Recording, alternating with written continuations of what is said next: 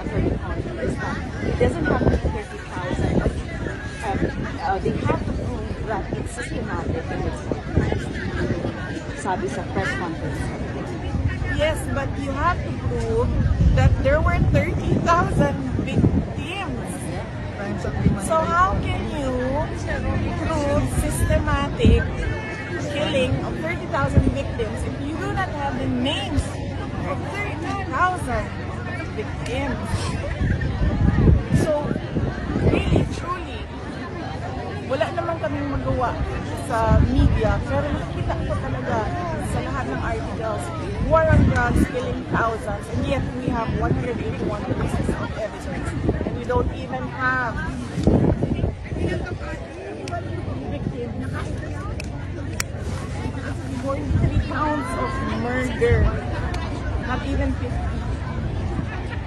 So where is the system there of killing thousands? No, sorry. Bobo yung abogado nila. Ma'am, last na lang po ngayon. You have so much on your plate. Birthday ng presidente, you are the vice president, malayo kayo sa pamilya niyo na nasa Pilipinas. How do you manage? Paano ang strategiya ninyo para sa family niyo? Pag-aalaga sa pamilya, pati na po itong mga problema ang pinapagawa and for yourself? Well, nung dumating si Hanilet, ay nakaligo na ako ng maayos. Napuskus ko na yung mga dapat puskusin, ma'am. Na-shape ko na yung aking legs. Napipitan ko na yung aking kuko nung dumating si Hanilet. So, ang that point, okay na ako. Sakto naman yung tulog ko, sakto yung kain ko. So, wala na tayong problema dyan. Pagdating naman sa mga anak ko, nandiyan yung aking husband, siya yung parent.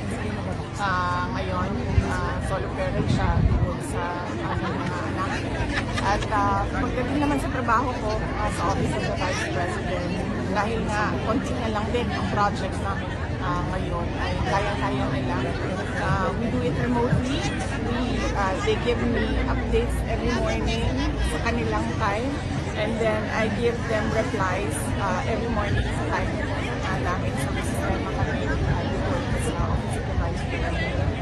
And yes, organizing the team, the support team of the legal team of President Duterte, the support team of President Duterte, again, yun lang hindi pa naaayos. Thank you. Thank you very much. Thank you.